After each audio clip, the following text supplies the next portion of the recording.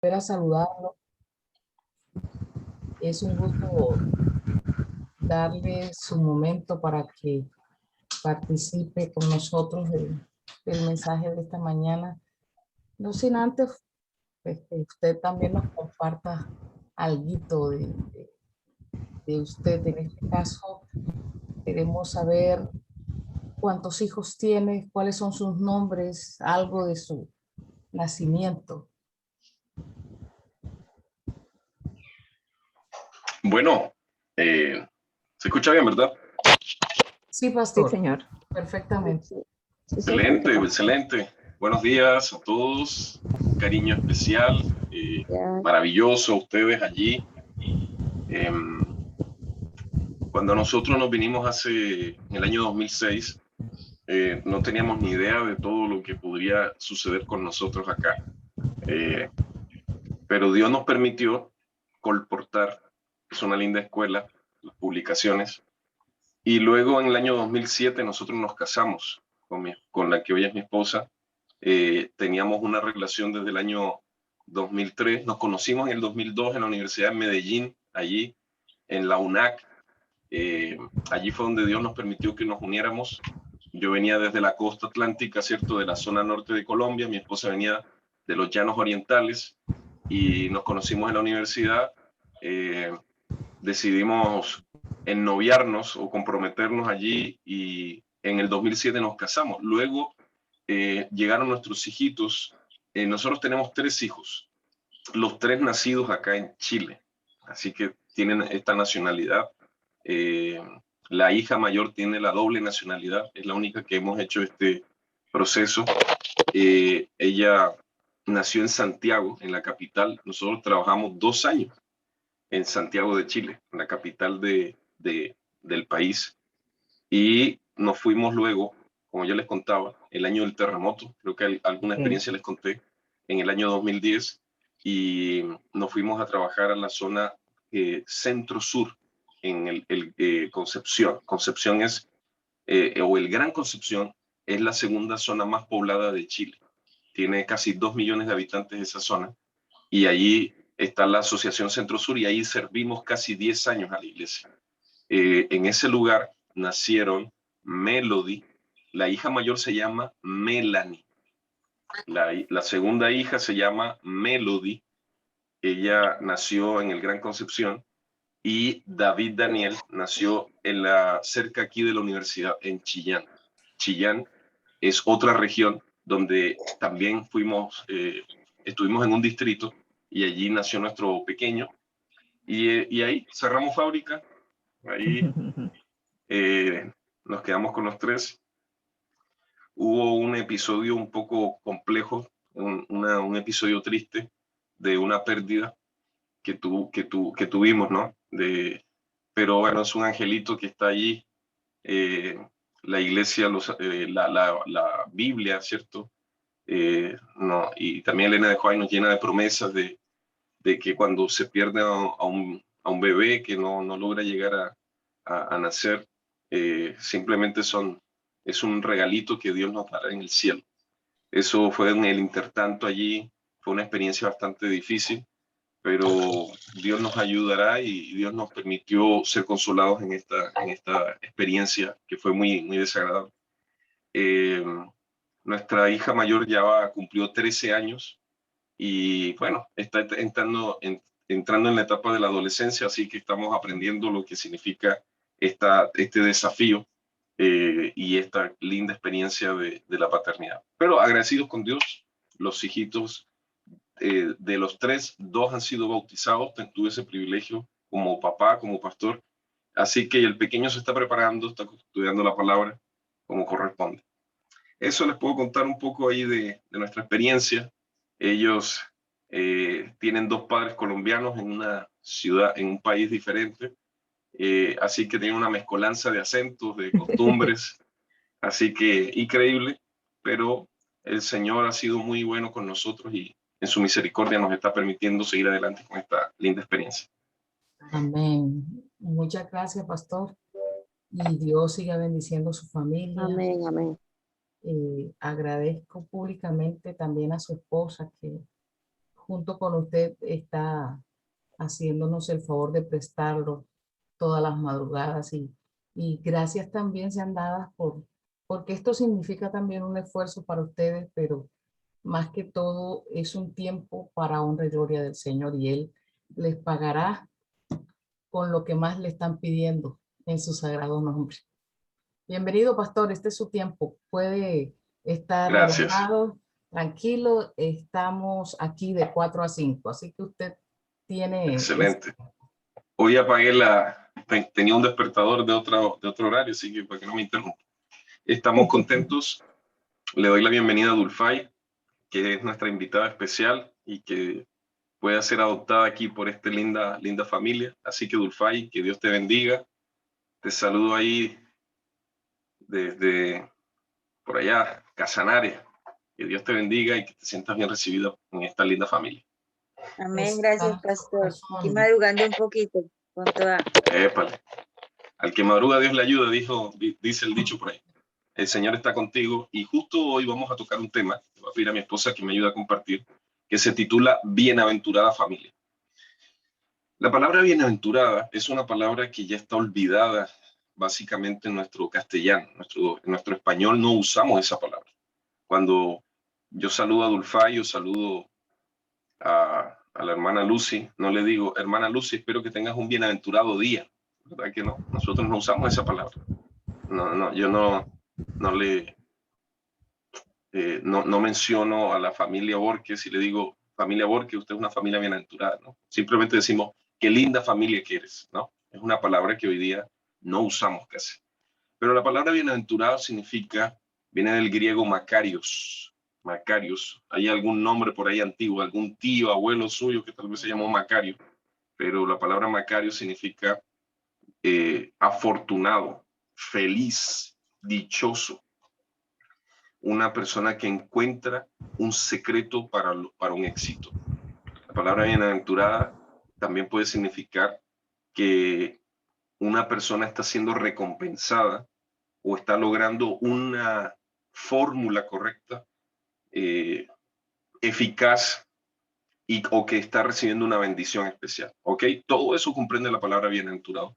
Por eso Jesús, cuando usó las bienaventuranzas de Mateo capítulo 5, él comenzó hablándole a las multitudes que estaban en la ladera del sermón allí, del llamado Sermón del Monte, en la ladera allí del mar de Galilea.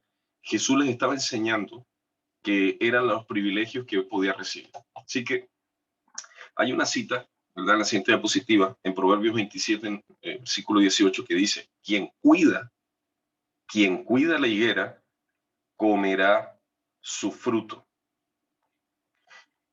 Quien cuida la higuera, comerá su fruto.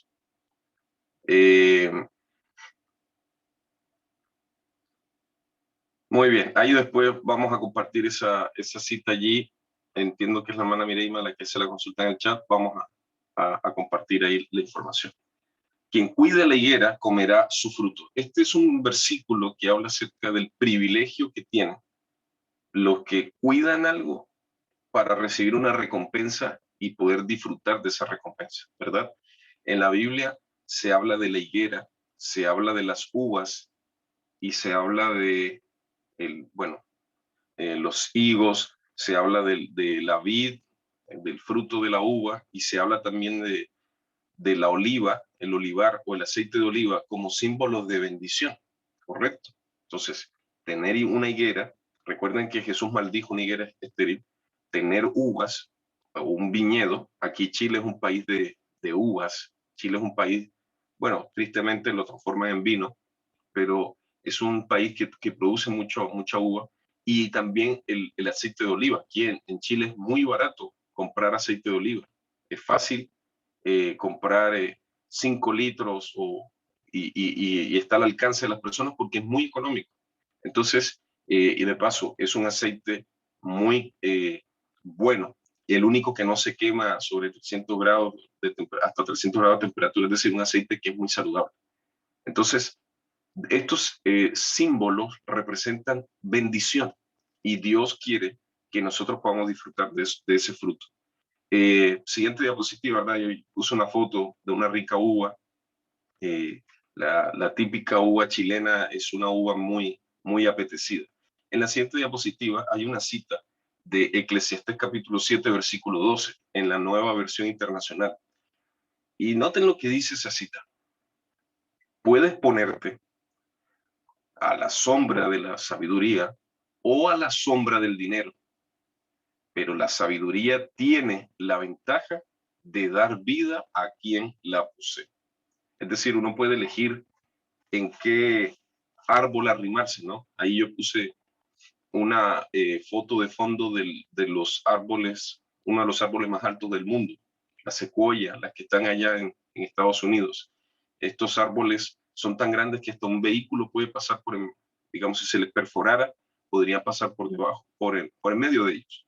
Y tú puedes arrimarte a quien buen árbol se arrima, ¿cierto? Buena sombra coge, dice un refrán. Es decir, el árbol de la sabiduría va a dar ventaja a quien lo posee. Ese es el concepto de este pensamiento. En el fondo, lo que Dios nos está diciendo hasta acá es que el Señor nos está dando la sabiduría completa de disfrutar del cielo, de disfrutar del cielo aquí en la tierra, ¿no? Nosotros cuando pensamos en la familia, Elena de White dice, la familia es un pedazo, ¿verdad? Un trozo, podemos disfrutar en esta tierra un pedazo o un trozo del cielo. Es decir, Dios quisiera que pudiéramos disfrutar de eso, de esa experiencia. Hay una siguiente diapositiva, una lectura que quiero invitarles al Salmo 127.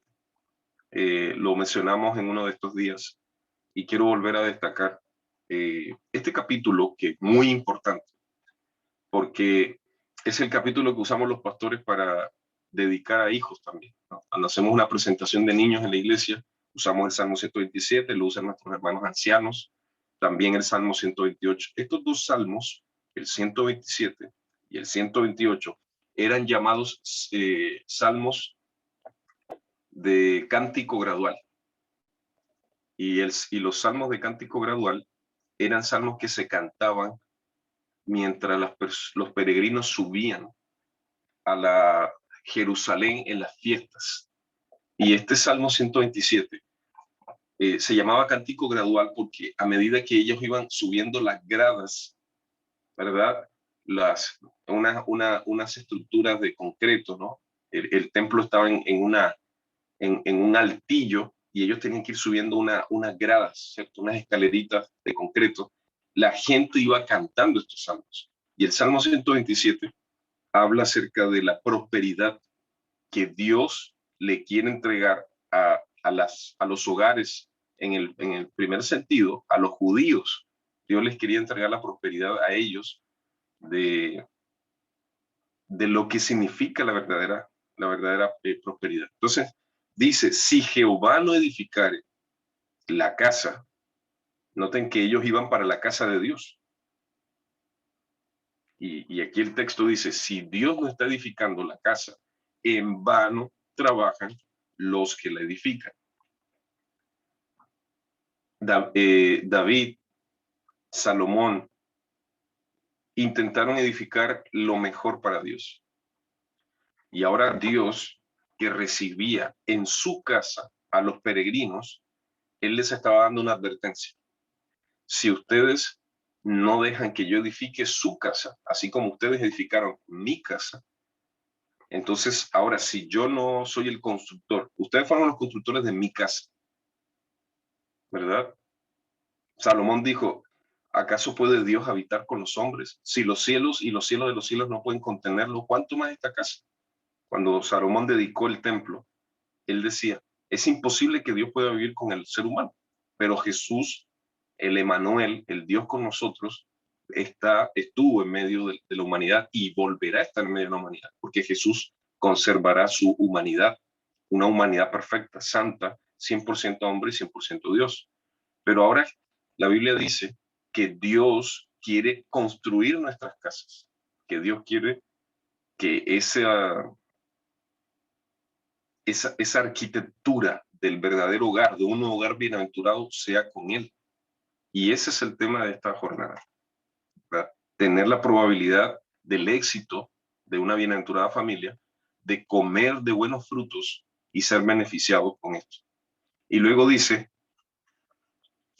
por demás es que os levantéis de madrugada, ustedes y yo estamos madrugando en el día de hoy, y vayáis tarde a reposar. O sea, si una persona se afana tanto que madruga a construir el hogar y se acuesta tarde terminando de construir, ¿no? Aquí de pronto hay hermanos que trabajan en la construcción, usted conoce personas que trabajan en la construcción o que trabajan en una empresa de confecciones o que trabajan en una institución financiera o contable y se levantan temprano a trabajar y se acuestan tarde. O sea, hay personas que se levantan a producir. La mayoría de nosotros nos levantamos a trabajar, a hacer actividades de hogar, estamos madrugando porque estamos buscando a Dios.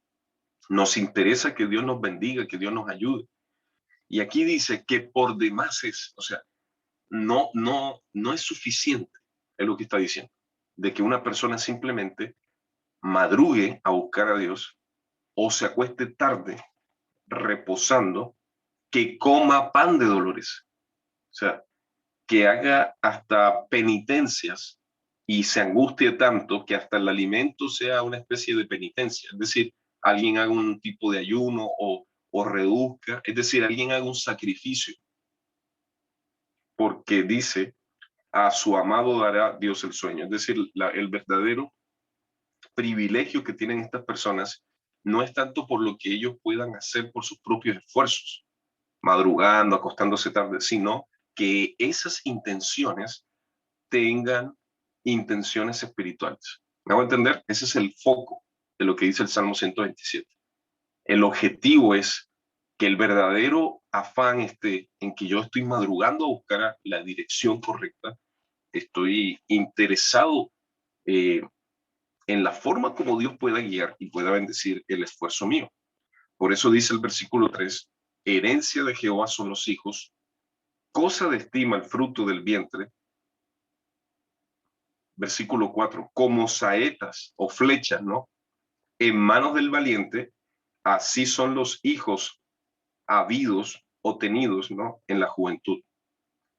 Es decir, disfrutar a un hijo cuando todavía uno es joven y tiene energía para criarlo, para educarlo. Eso es lo que está diciendo, ¿no? Es una bendición. Hay una época en donde los papitos, los padres, las mujeres, tenemos la habilidad emocional, física y también mentalmente estamos preparados para educar a los hijos. Y bienaventuradas las personas que puedan disfrutar de ese privilegio. Finalmente, el Salmo 127 termina diciendo, bienaventurado el hombre o la persona, ¿no? Aquí hablemos en un sentido genérico. Bienaventurado, feliz, dichoso, exitoso, afortunado, la persona que llenó su aljaba, ¿verdad? Ese era la carpeta o el lugar donde se guardaban las flechas, ¿no? Y era como un bolsito de cuero que se colgaba, aquí se terciaba o se colocaba transversal allí en la espalda.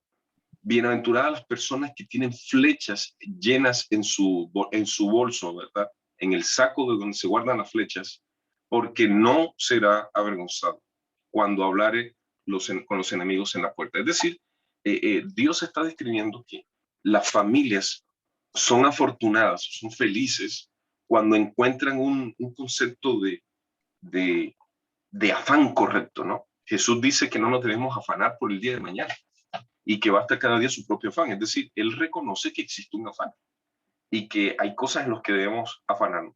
La siguiente cita nos recuerda algo muy importante. Noten ustedes lo que va a aparecer en pantalla.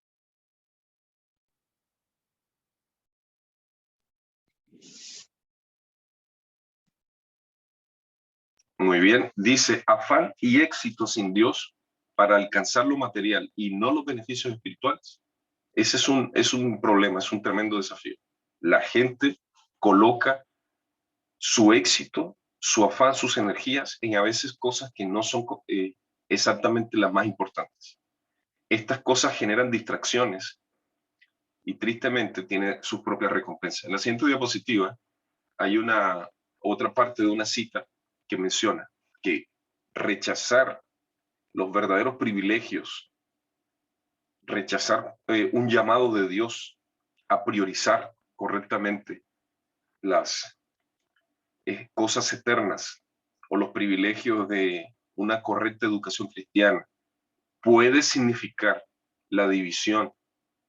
Perdón, lo voy a colocar en contexto. Cuando alguien rechaza en los principios de Dios para evitar dividir a la familia, para no meterse en líos, ¿se acuerdan que ayer decíamos que, y en estos días, cuando alguien acepta a Jesús, no necesariamente todos los componentes de la familia están de acuerdo?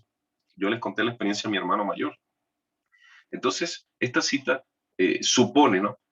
Hay personas que suponen que al rehusar obedecer a Dios o a sus principios, aseguran una prosperidad o una paz interna en la familia. Es decir, para no meterme en líos con mi esposa, con mis hijos, yo no voy a practicar ciertas cosas de la iglesia, ciertos principios de la palabra, porque me interesa que haya armonía en mi hogar. Entonces, para armonizar en mi hogar, prefiero desarmonizar con el cielo. Y esto es un engaño. Esa es la gran trampa en la que el diablo ha supuesto a muchas familias. Es decir, generar complicaciones. Yo le voy a pedir a mi esposa ahí que apague un poquito la pantalla y les voy a contar una experiencia. Deje de compartir ahí. Perdón, ahí mi nariz está ahí luchando conmigo.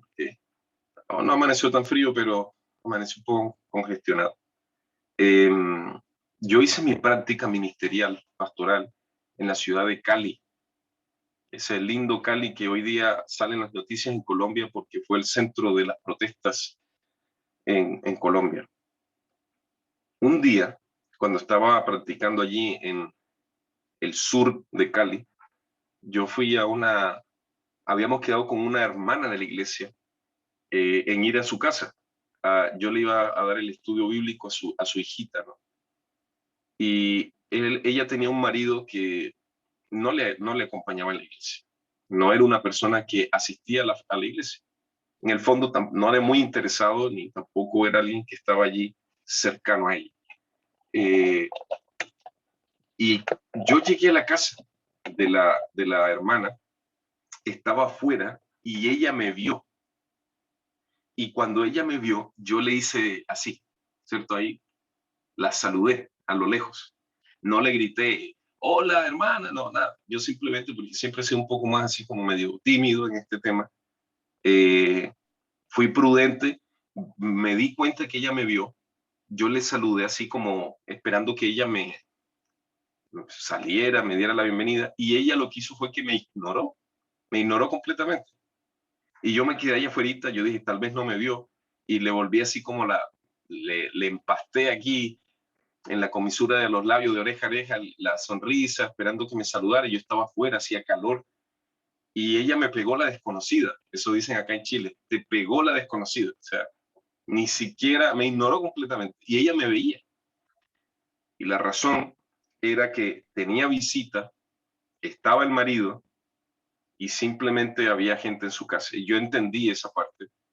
Lo que nunca comprendí hasta el sol de hoy es, ¿y por qué no salió de ahí? Me dijo hermanito, o ministro, o pastorcito, o no sé, jovencito, por último, que me diga algo, ¿verdad? Que me diga, sabes, no te puedo recibir ahora. Pero simplemente yo capturé una imagen, me quedé allí un rato esperando de que ella tal vez reaccionara. Yo decía, tal vez está ocupada, está conversando. Hay que ser prudente, esperar que ella reaccione y me pueda atender. Yo entendí que estaba ocupada. Lo que nunca comprendí es por qué nunca me lo dijo. Y tampoco nunca se lo pregunté. El sábado cuando fue a la iglesia, simplemente ignoré y nunca volví a ir a ese lugar. Hay personas que no les acomoda la visita de un ministro o un pastor o un anciano de iglesia. Acá en Chile me encontré con la sorpresa. Recuerden que Chile es uno de los países más seculares de Sudamérica, en que hay personas que me han negado la visita en su casa. No les es buen negocio recibir a un ministro de culto, a un pastor. No les conviene. Y eso genera un problema. Porque si yo en mi hogar no puedo recibir a un hombre, a una persona que en nombre de Dios me va a visitar, a una hermana, ¿verdad? Es como que, pucha, llegó la hermanita Tulia, no sé, voy a poner un nombre por ahí. Y me complica, y la hermana dice, hermana, ¿será que puedo pasar a saludarle? Oye, hermana, es que estoy con visitas, es que estoy con gente, es que, o sea, es un problema recibirte, ¿verdad?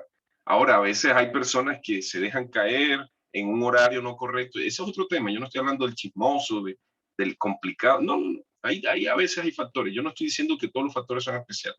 Lo que voy es que a veces de esa manera se trata a Dios.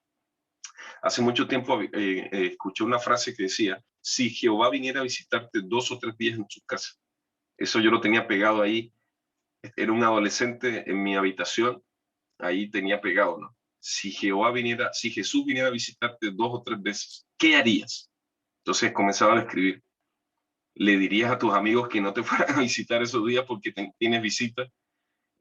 Cambiarías la revista, la comida, botarías cosas, la música, o sea, evitarías que Jesús se enterara de que tienes ciertas costumbres, porque obviamente uno dice, ¡uy, qué bendición es que Dios llega a mi vida!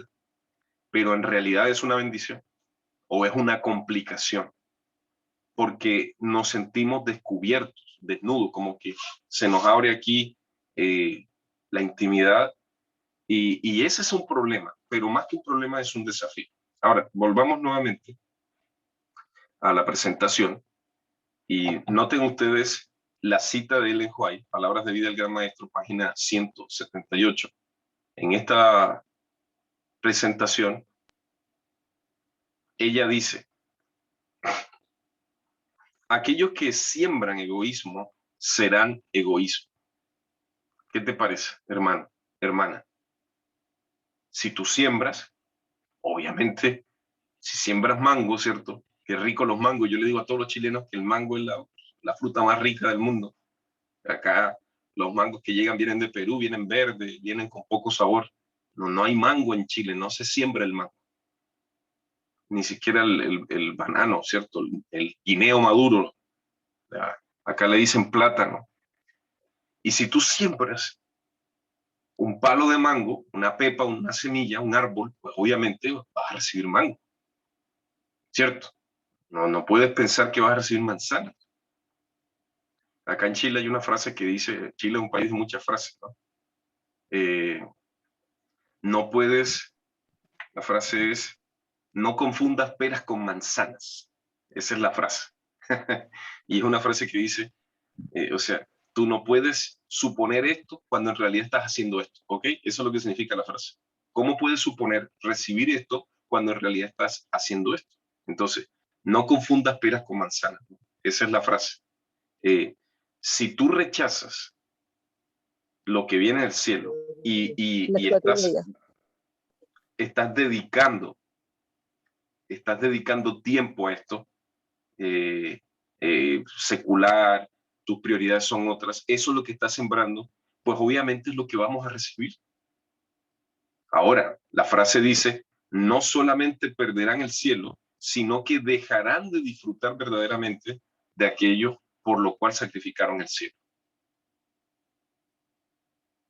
El problema aquí es la priorización de las cosas. ¿Ok?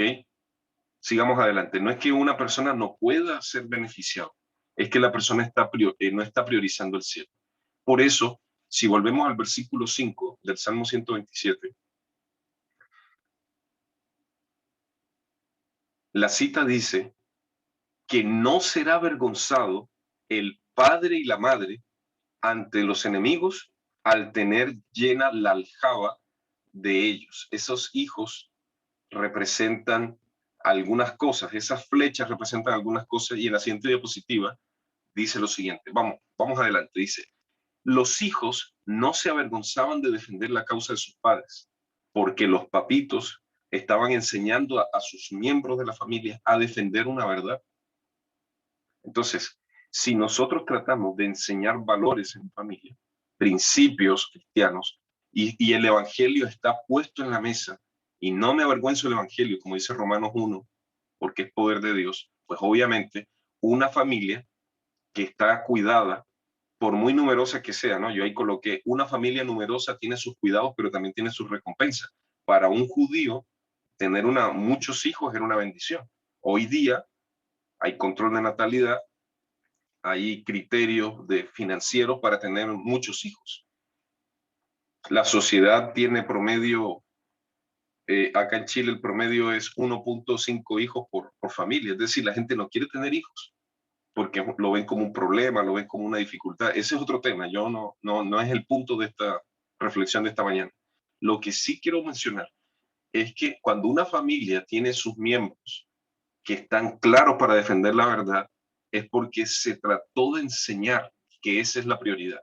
Nosotros existimos como familia Soto Cárdenas para defender los principios del Evangelio y no para avergonzarme de ellos o para ocultarlos cuando me convenga. Ahora, yo estoy hablando cuando la familia está con todas las flechas puestas en la aljaba. A veces las flechas se disparan y se quedan por allá pegadas en un árbol o simplemente se quiebran. O no todas las flechas están metidas en donde deben estar guardadas. Ya los hemos explicado. Ayer expliqué ese tema, ¿no? Hay familias cuyo cónyuge o hijos no caminan en la misma senda de la verdad. Y es la realidad de todos aquí. Entonces, necesitamos orar por ellos, ser una bendición para que la familia pueda también conocer la verdad. Segundo, siguiente diapositiva. El segundo significado sería que el padre no sentiría vergüenza frente a los enemigos. Siempre van a haber enemigos.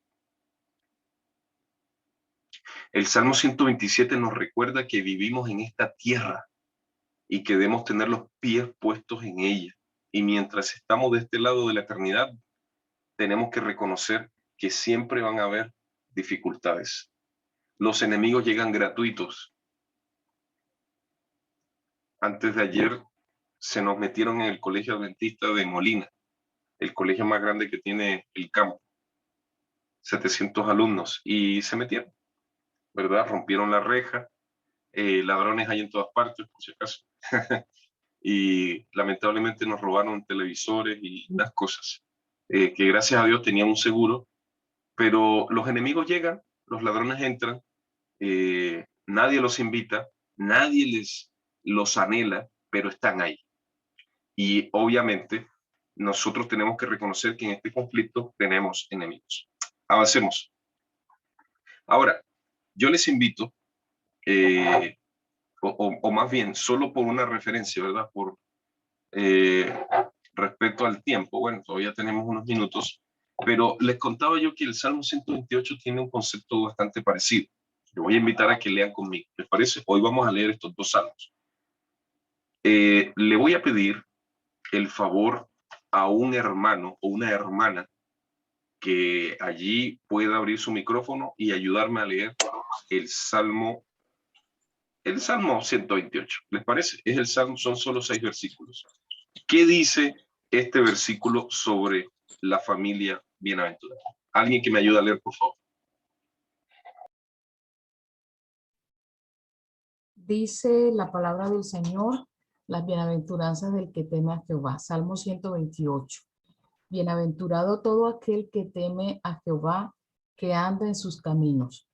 Cuando comieres el trabajo de tus manos, bienaventurado serás y te irá bien. Tu mujer será como vid que lleva fruto a los lados de tu casa. Tus hijos como plantas de olivo alrededor de tu mesa. He aquí que así será bendecido el hombre que teme a Jehová. Bendígate Jehová desde Sión y veas el bien de Jerusalén todos los días de tu vida, y veas a los hijos de tus hijos, paz sea sobre Israel. Gracias, hermana Lucy. Qué maravilla. Este era el anhelo que Dios quería para el pueblo de Israel. Es lo que Dios quiere para nosotros. Pero Dios sabe que así como nosotros plantamos semillas buenas, también existen malas cosas, ¿no? Existe la hierba, existe la cizaña, existen las dificultades. Noten ustedes que aquí hay algunas estructuras importantes. Y en la siguiente diapositiva hay una explicación. Los hebreos consideraban Eso está en el Comentario Bíblico Adventista, el tomo 3, página 926. La vid, es decir, la planta de la uva, y el olivo, donde sale el aceite de oliva, ¿verdad? Las aceitunas, ¿no? Si ustedes han comido aceitunas, comer uvas, comer aceitunas, es un exquisito privilegio, y los hebreos consideraban que estas eran las plantas más apreciadas. También su esposa noble, es decir, tener un noble hogar, una noble cónyuge, ¿no? Esposa, o tener hijos obedientes, son buenas riquezas, son las mayores riquezas que un hombre pueda poseer, y viceversa, ¿no? Una mujer también pueda poseer. En el caso mío, por ejemplo, mi padre falleció. Nosotros no éramos de la iglesia, pero yo tuve el privilegio de tener una mamá que luchó por el hogar con lo que tenía. Ella no era cristiana, pero ella salió a trabajar, nos sacó adelante, y ella siente que ahora nosotros somos unos hijos bienaventurados para ella, sobre todo porque tratamos de buscar a Dios o cuidar nuestros caminos. No siempre es fácil, pero aquí hay una promesa. Cuando nosotros tratamos de buscar que haya nobleza de carácter, o que haya obediencia, que haya un ambiente de respeto, eso es el motivo de oración de esta mañana. Necesitamos hogares que tengan criterios, bendiciones, y que tengan una búsqueda de la verdad, porque obviamente ese sería el anhelo. Noten ustedes que aquí dice, en el versículo número 2, cuando comieres el fruto, el trabajo de las manos, bienaventurado serás y te irá bien. ¿Cuál es el objetivo entonces de la vida? Es que lo que hagamos, lo que vivamos, lo que produzcamos, genere felicidad y genere bendición. Que trabajar, producir, sea simplemente el medio de proveer bendición, no que sea el fin último. Hay papás y mamás que lo único que se dedican es a trabajar y descuidan el hogar. Obviamente, nosotros tenemos responsabilidad financiera. Trabajamos porque queremos comprar una casa, comprar un vehículo, o un crédito, porque tenemos que comprar algunas cosas. Pero ser esclavos del trabajo porque tenemos que pagar ciertos vicios, o hábitos, o más bien ocios, eso es un tremendo desafío, sobre todo en algunas culturas en donde lo material es lo más importante. Gente que descuida otros privilegios, aún lo espiritual. Dejamos de ser mayordomos. Entonces, noten ustedes el siguiente desafío que Dios nos coloca, sobre todo los que tienen hijos más pequeños, la siguiente diapositiva. Pero bueno, yo creo que también hijos grandes, ¿no? Los que tenemos hijos ya más grandes. Padres y madres deberían elevar sus corazones a menudo hacia Dios para suplicar humildemente por ellos mismos y por sus hijos. ¿Qué hay que hacer? Señor, te pido por nuestros hijos, te pido por la familia, te pido por el hogar, te pido por nosotros. ¿Por qué? Porque a menudo debemos suplicar saber ser padres.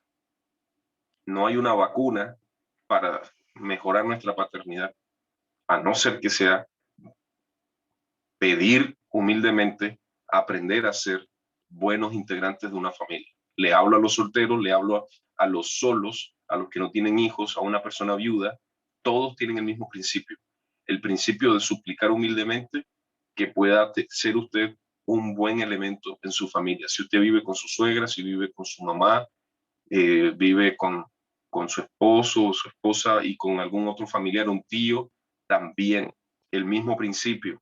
Eleve humildemente su corazón, reconozca que el éxito de que usted pueda ser un buen miembro o un buen integrante del vínculo o el círculo de donde usted vive.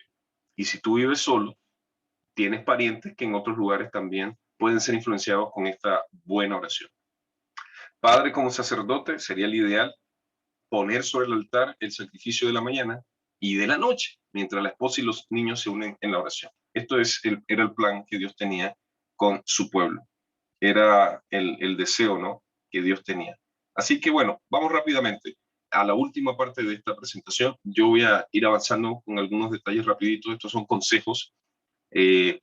Jesús se complace en morar en un hogar tal. Ese es el anhelo que Dios quisiera. Adelante. Siguiente diapositiva. De todo hogar cristiano debería irradiar una santa luz. Ese es el plan. Yo les voy a mencionar algunos consejos de Ellen White, unos consejos bíblicos basados en estos dos salmos. Ahí debe haber irradiación de la verdad, amor. Debería haber buenas relaciones. Miren todos los ideales que Dios tiene, ¿no? Una dice amabilidad atenta, una suave y desinteresada cortesía.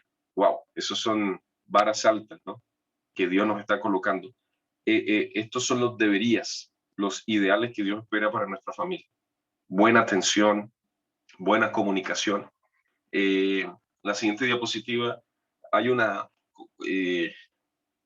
conversación, una buena relación que Dios quiere tener con nosotros, ¿verdad? Hogares en donde se practiquen los principios, donde se adore a Dios, donde en las mañanas se busque a Dios, en donde uno se pueda acostar habiendo encomendadose a Dios. Pero, ¿cuál es el problema? ¿Por qué hoy día no es así? ¿Y cuál podría ser nuestra ruina? La siguiente diapositiva. La ruina puede ser porque no estamos cumpliendo con lo que Dios nos pidió. Por ejemplo, para los hebreos, en Deuteronomio capítulo 6, el Señor le pidió a su pueblo que para poder ser una bienaventurada familia tenía que cumplir algunas cosas. Note lo que dice Deuteronomio capítulo 6, versículos 7 al 9. Dice, y la repetirás, y las repetirás a tus hijos. Y hablarás, conversarás de estas cosas. ¿Qué hay que hacer?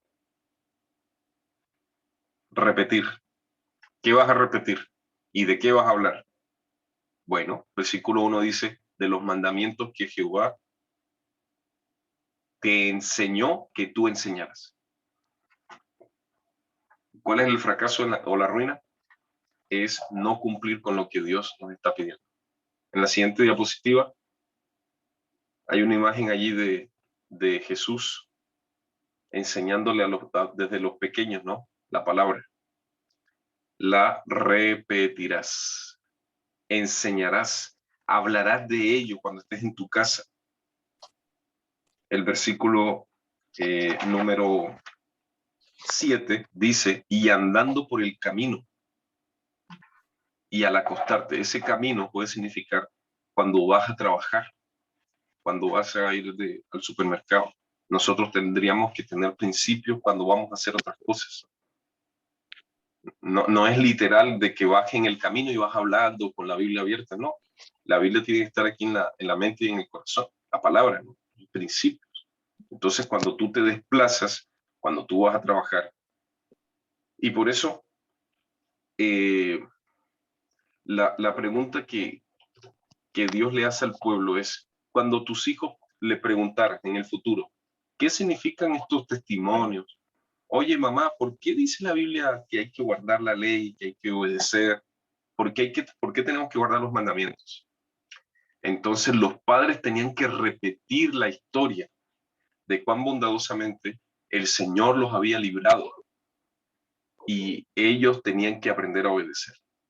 La repetición, enseñar, hablar con los adolescentes, hablar con esos hijos que usted que es abuela, usted que es abuelo, hable con sus hijos, hable con sus nietos. No, y mami, es que yo crío a mis hijos como yo quiera. Sí, pero es bueno que tú sepas lo que Dios quiere para tu familia. Hable, converse, con respeto, sin crítica. Sea cuidadoso, porque a veces se nos cierran las puertas, porque colocamos allí veneno, acidez en la forma de expresar las palabras. No es tanto lo que dices, sino como lo dices, lo que cierra las puertas. Y finalmente, el deseo de Dios era que pudieran dar a conocer las verdades que generaran bendición. Mire que dice que deberíamos repetir la historia de cómo Dios ha sido bueno, así como fue en el pasado. Por eso los predicadores, los ancianos, los hermanos, las hermanas predicadoras, mencionamos las historias bíblicas, porque las historias bíblicas tienen verdades importantes.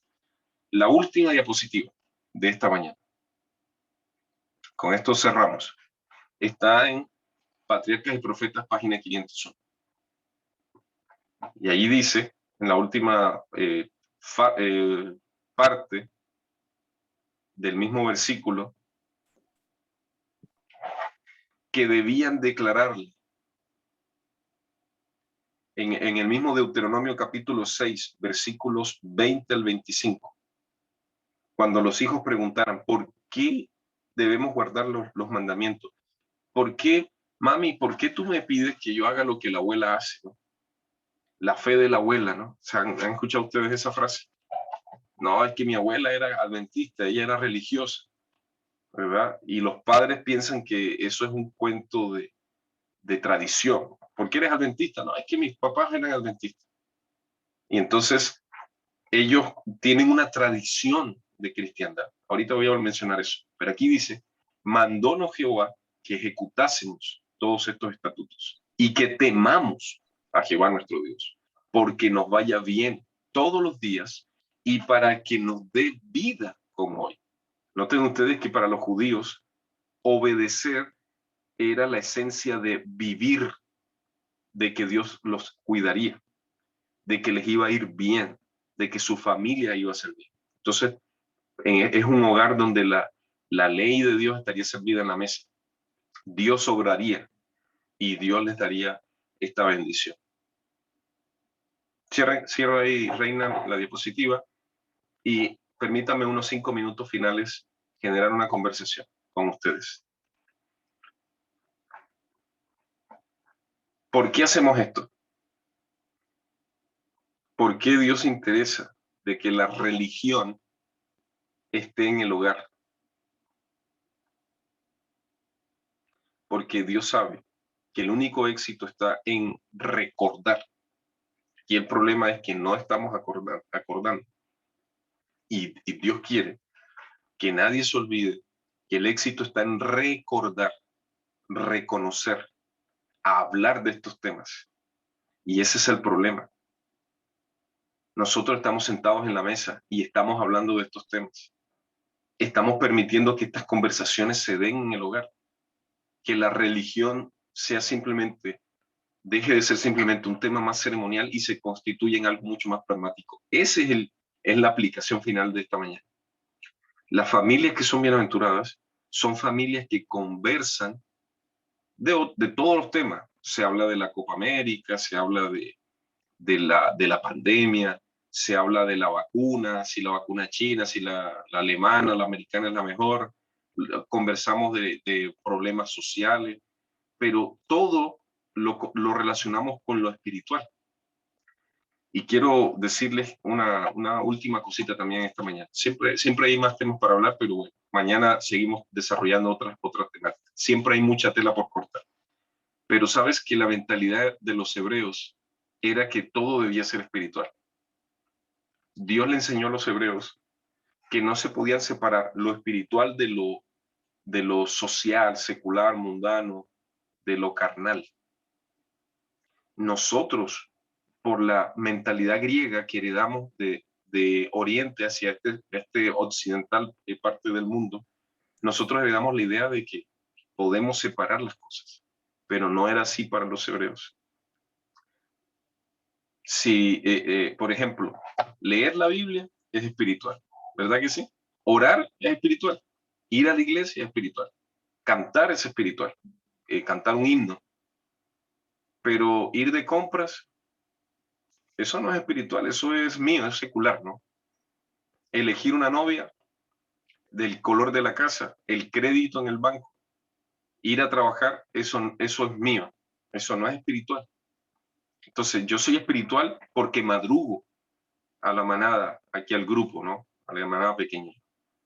Hasta de 4 a 6 de la mañana soy espiritual. Después de eso, me quito, ¿cierto?, el buzo de espiritual y me pongo el buzo o digamos, la vida normal. Vuelvo a la normalidad. Ahí hay un problema, ¿verdad? Es decir, yo solamente tengo un toque espiritual el sábado o en algunos momentos, y ese es un problema general de la iglesia. Yo no estoy diciendo que ese es su problema, estoy hablando del diagnóstico en general del pueblo de Dios. Entonces la religión simplemente son toques, momentos, situaciones, pero no se trae a la casa, no se conversa. Un día con mis hijos dijimos, ya, vamos a ver una película, listo. Pero esta historia, una historia, no cualquier historia, sino algo, una cosa, pero luego yo les voy a pedir, si ustedes quieren ver esta película, mis hijos se reían, ¿no?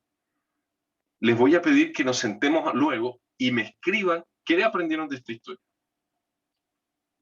Porque tenemos que conversar esto, ¿no? Porque si vamos a invertir en esto, entonces, ¿qué cosa? ¿Qué no está bien? ¿Por qué esto? ¿Por qué aquí?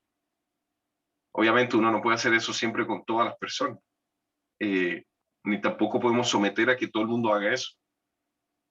Pero nosotros tenemos que siempre colocar en la mesa, porque nosotros representamos espiritualmente la fe, siempre la iniciativa de que no se desligue lo espiritual en las cosas que hacemos, ¿verdad?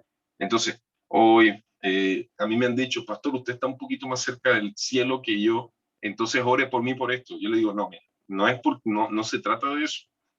Se trata de que todos podemos pedirle a Dios, porque Dios está con todos. Entonces, hay un amigo que dice que no es adventista, por el cual yo oro, yo les mencioné, se llama Marcelo. Entonces él dice, estaba preocupado porque quería trabajo. Como alguien quiere trabajo, le pide a Dios trabajo. Pero cuando se acaba el trabajo, o sea, cuando ya obtiene lo que quiere, ya se acaba la oración. Ya no se agradece por el trabajo. Ahora se pide por otras cosas. Entonces, muchas veces nuestros pedidos son materiales.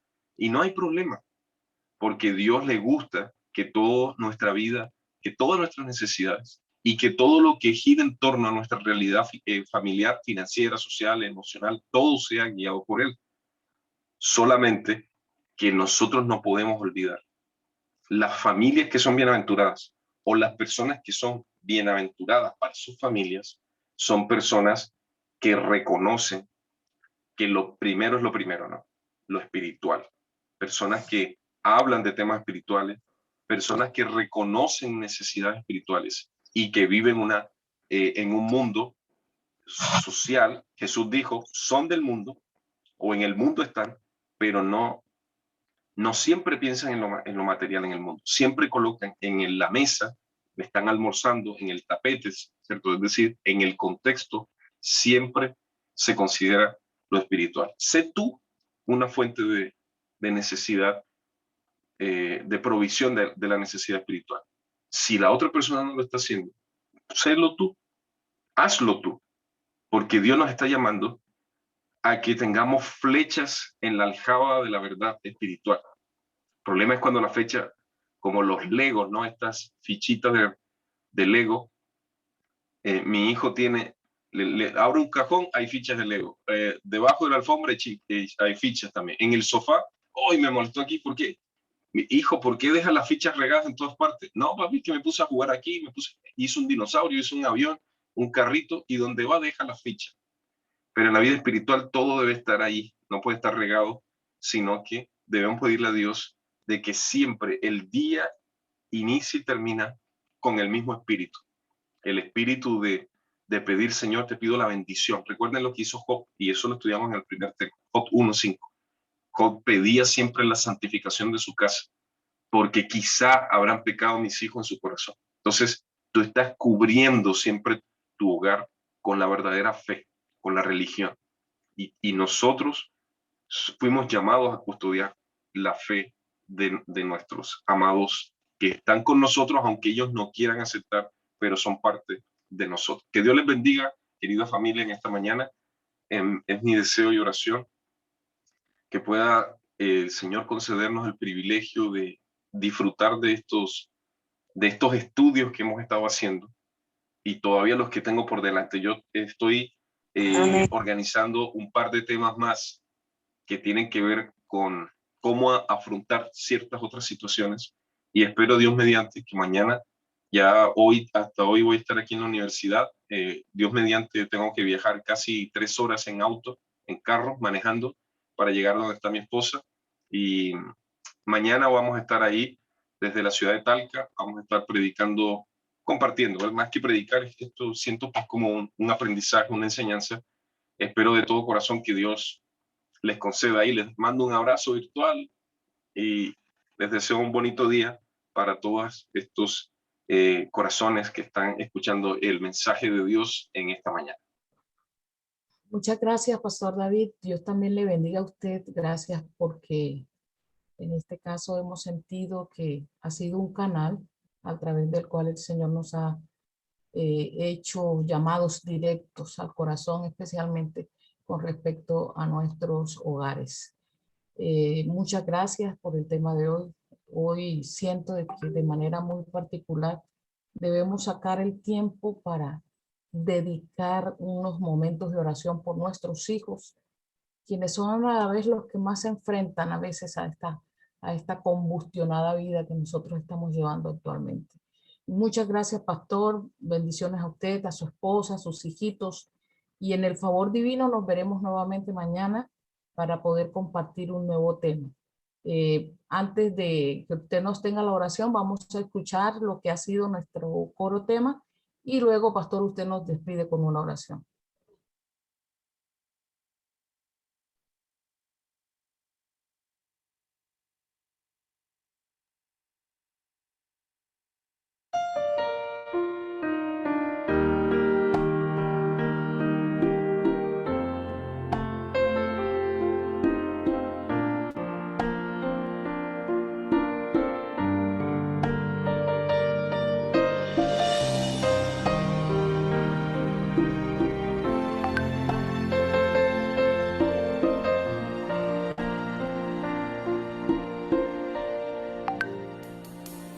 Nuestro hogar hoy será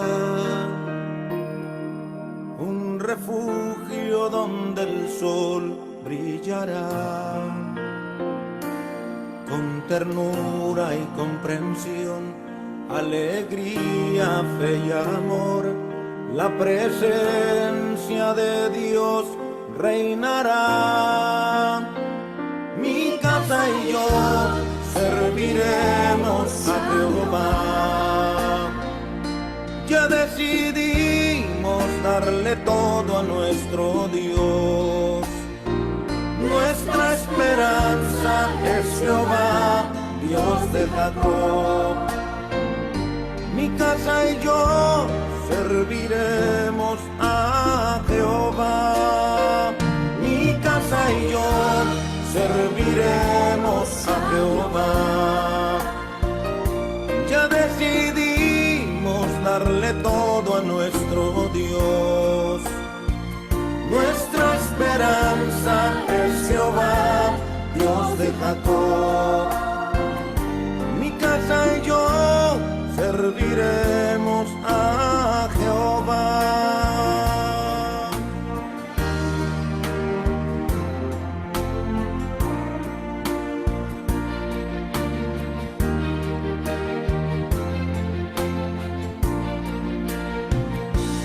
Nuestro hogar